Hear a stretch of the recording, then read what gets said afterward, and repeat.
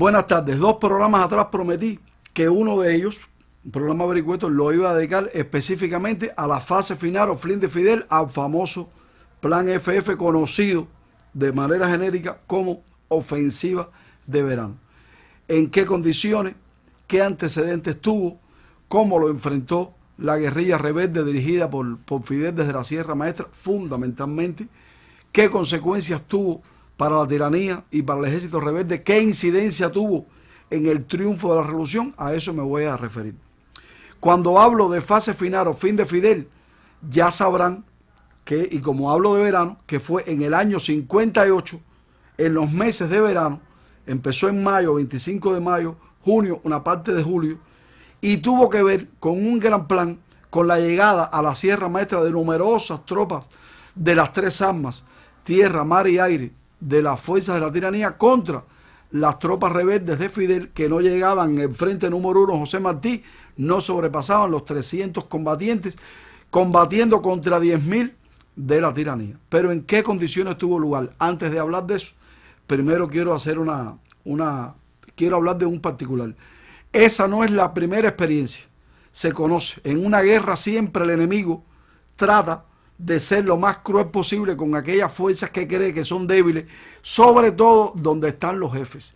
No fueron pocas las ocasiones en las guerras de independencia que las fuerzas de Gómez, de Maceo, de otros jefes representativos de diferentes regiones fueron víctimas, digámoslo así, de grandes fuerzas españolas que trataron de mermar su fuerza y de aprovechar condiciones para continuar debilitándolo hasta su derrota definitiva. Algo que se logró muy poco. Y como parte de esas ofensivas no faltaron los abusos, los atropellos y los crímenes contra poblaciones campesinas que presumiblemente apoyaban a las fuerzas revolucionarias. Y no solo fueron ese tipo de ofensivas con armas, una ofensiva interesante de las fuerzas españolas contra los rebeldes tuvo que ver, aunque sí con las armas, con la colocación de trochas militares. Conocemos más la de Júcar Morón, allá en la actual Ciego de Ávila, antes Camagüey, y la de Mariel Majana, aquí en la provincia actual de Artemisa. Pero hubo otras en otros lugares. Y, por supuesto, no faltó en la ofensiva española contra la población lo que llamaron la reconcentración, específicamente de Weyle, que fue el autor material e intelectual de aquel engendro y de aquella masacre que pudiera bien ser el germen del futuro fascismo de la década del 30 en Europa. Ahora bien, en el caso de las fuerzas de la tiranía de Batista, ¿por qué aplican una ofensiva de verano contra Fidel entre mayo y julio de 1958? Sencillamente porque después de la derrota de la huelga del 9 de abril de las fuerzas revolucionarias del 26 de julio, fundamentalmente en las ciudades, interpretó la tiranía que ya la clandestinidad estaba fallecida y que había que ir ahora a hacer un cadáver de las fuerzas rebeldes.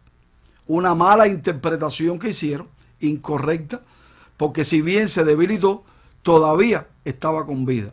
Y la vida lo demostró después del acto de Montpellier, al cual le dedicamos un programa hace muy poco tiempo.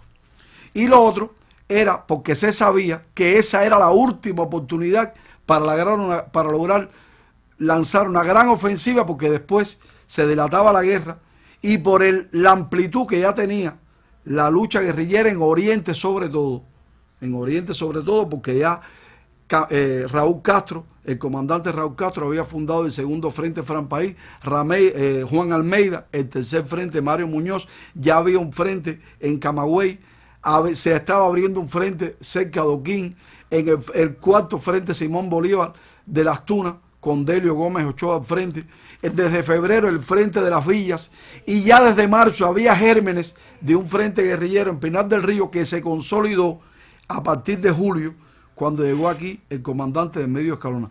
Por eso es que se lanza esa ofensiva. ¿En qué consistió y cómo la enfrentó Fidel? Les explico. Fidel sabía que la ofensiva llegaba y se preparó para ello.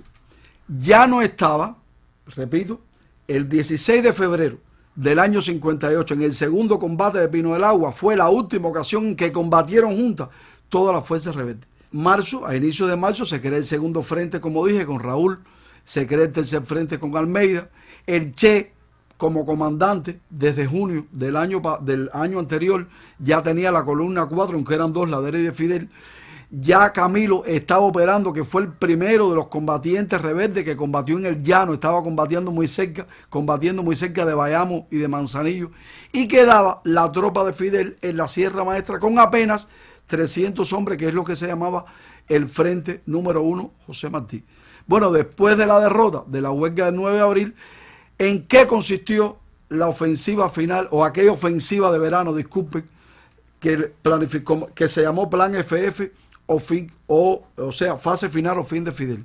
En lanzar sobre el frente de Fidel más de 10.000 efectivos de la tiranía, apoyados con tanques, con el mejor armamento, con la aviación, y desde las costas orientales también con la Armada Naval.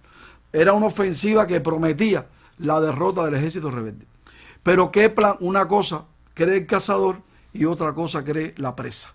¿En qué pensó Fidel? La mejor manera que hay es la de organizarse de manera inteligente. Mantuvo a Almeida y a Raúl en aquellos frentes de combate, el segundo, Fran País, el tercero, Mario Muñoz. Se centró en su frente de combate, pero en una defensa escalonada. ¿En qué consistía? En la misma medida en que vaya subiendo la tiranía, quien conoce el escenario soy yo, el escenario de combate, el ejército rebelde, quien tiene la moral combativa, el apoyo de los pocos campesinos, soy yo.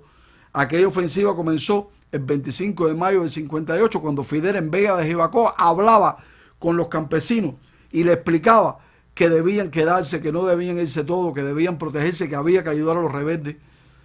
Le escribió a Celia sobre los crímenes de la aviación, sobre la familia de Mario Sariol, y le dijo: estoy seguro que cuando triunfe la revolución, con aquel optimismo, seguridad de Fidel, mi pelea contra los americanos va a ser grande, como fue por los crímenes en la casa de Sariol. Bueno, la aviación hizo mucho daño a las fuerzas rebeldes y al campesinado, pero ¿dónde se centró Fidel? No puedo tanto contra la aviación, pero sí contra fuerzas terrestres. En la misma medida en que suban, habrá pocos hombres por escuadra que lo estarán esperando, tratarán de tumbarle la vanguardia, subirán a un nuevo escalón y quedará otro escalón de combatientes que le hará frente a los que lleguen. Cuando tumben a esa nueva punta de vanguardia, subirán más hacia arriba y lo estará esperando otra escuadra, otra línea, y así 3 o 4 consecutivamente, en una guerra de desgaste que le dio mucho, pero mucho resultado, porque poco a poco fue mermando en fuerzas, en armas, porque se iban apoderando de ella, a la tiranía, pero además de eso, la moral combativa iba descendiendo. El Che, por supuesto, por fuera, con algunas tropas, al igual que las de Camilo, manteniendo, repito, a Raúl y Almeida en sus diferentes frentes combativos, hasta que finalmente, en poco más de 70 días, aquella ofensiva fue derrotada. No se trata de que los 10.000 efectivos murieron, se trata de que no pudieron alcanzar su objetivo y sencillamente renunciaron a ello. Y es por eso que se abre el camino para que en lo sucesivo, a partir del mes de julio y hasta diciembre del año 58, se abrieran nuevos horizontes para el ejército rebelde que lo llevó al triunfo y del cual les convenzo.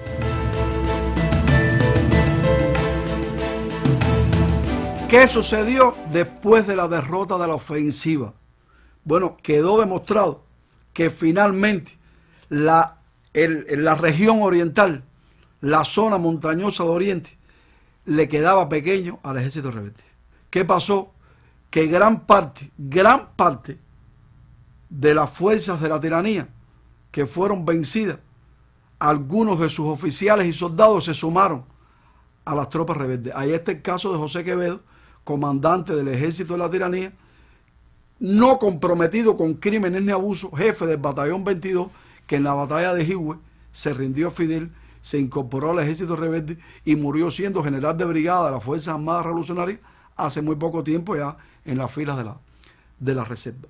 Pero pasó otra cosa, que el campesinado se sintió más libre y en mayores condiciones de apoyar al ejército rebelde.